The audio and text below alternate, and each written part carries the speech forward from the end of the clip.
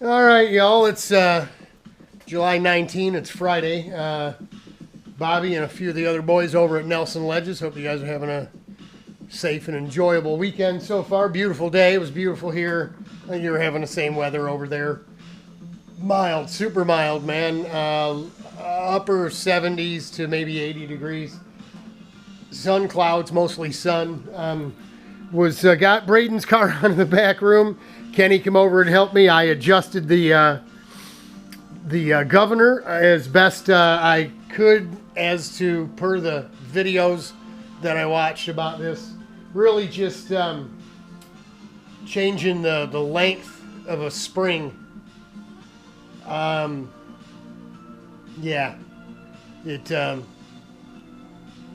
seems to have worked. It doesn't go rum, rum, rum as much. Sometimes it doesn't do it at all. Sometimes it does. I think I may have screwed this up, to be honest. I think I made the spring too short, and then I tried stretching it out, and I don't think... I don't like this whole system. You know, I'd rather just bypass the governor altogether, so you just got positive throttle action, and then you can just regulate the throttle right at the pedal by putting this, adjusting the stop on it, so he can only go so fast or make so many revs. Because this pulling the throttle, the actual butterfly open with a spring, and then it modulating by spring pressure with the governor arm pulling that whole thing back.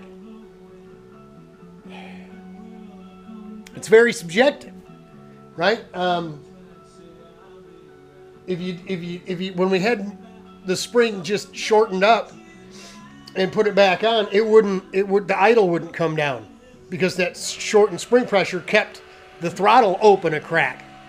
So we stretch the spring out, we get it to idle down, and it, like I said, it seems like it's going better, because before you could hit it and it would just go rum rum rum rum. You could see the governor arm moving, you could see the butterfly moving.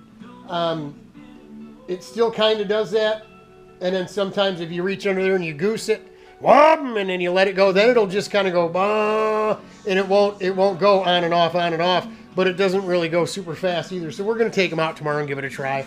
If nothing else, next time he comes, it'll be fully ungoverned, and we're just going to we'll put a tack on it or something. We'll take the tack off the four-banger, and we'll put a tack on it or something, just so we got to get this kid. We got to get this kid functioning. We got to teach him, right? Throwing a gauge at him at 9 years old now. He was 7 when we got this thing. 8 when he started driving it. So it's time. It's time. We need to throw a camera on his helmet and throw a gauge on it, and compare data to what he's telling us, and teach him. He's going to need to know these things. He's going to need to learn to read a gauge and give good feedback. So far, he's just a kid, and we're just in a parking lot. We haven't gone too much further than that. But I'm telling him that maybe Chris West's boy Maverick, hey Mav, what's up? Maybe they may be coming they're going to come look at the other cart next weekend. And I told Braden about that, and he's excited. He's excited that he's like, he lives out by the racetrack. I said, yeah. He goes, can we both go out there together? I said, yeah, man, that's the idea. Get them both out there on a weekday when nobody else is around, and the two of them can learn together, 2 horses pull a wagon better than one. Two minds learn better. I mean, young minds like that, and them being the same age, 8 and 9 years old, it'd be good for the both of them. So other than throwing some chain lube on her, we got all of his gold wheels on. We swapped out the black wheel. We put the black wheels on the other car, and we put the gold wheels on here. We made some adjustments to the brake rod, so the brakes are they're right there. There was a lot of movement travel to the master cylinder before the brakes worked. I remember when I put the pads on, I don't think I scuffed up the brake rotor, so I scuffed the brake rotor up, took the pads out, cleaned them, took the glaze off. So he's starting from fresh again, because it sure seemed like he'd push real hard and it would slow him down, but it wouldn't. He couldn't stop. So we moved the pedal back a little bit. we moved the stop back a little bit, and then we shortened the rod up to bring this arm forward and just take all the slop out of it. Now there's zero brake, and all the brake starts working from there. So, you know, unless it got hot, I can't see it expanding, causing any trouble. But I want this kid to be able to stop this thing, especially if it's going to be going super fast. So we're bringing the steering wheel from the other cart. It's actually a little bit bigger around. So if he's getting fatigued again, now that we've got this different set of wheels on, we had Douglas spindle mount wheels, which was all a machined piece, really nice. But the bearing was actually even with the bead of the wheel. This one is a separate hub and wheel. So it's actually sending the track of the tire or the tread of the tire out. It's adding scrub radius, which makes it harder to turn, right, for a little kid. Now we're all the way in, but we've got a multitude of spacers on there, so we're bringing the gun, and we can try moving the wheels in and out, well, out anyway, and see if it gets better or worse for him. We're bringing tools to move the rod ends up, which would give him a little more leverage. Maybe that'd make it easier for him. If that don't do none of that, you know, if this doesn't do it, then of course one bolt, we can swap out the bigger steering wheel and see if a bigger steering wheel makes it a little easier for him. We're just trying to figure some things out, get the kid comfortable. That's really it. We had to move these hubs out a little bit on each side because the back spacing of these are OTK wheels.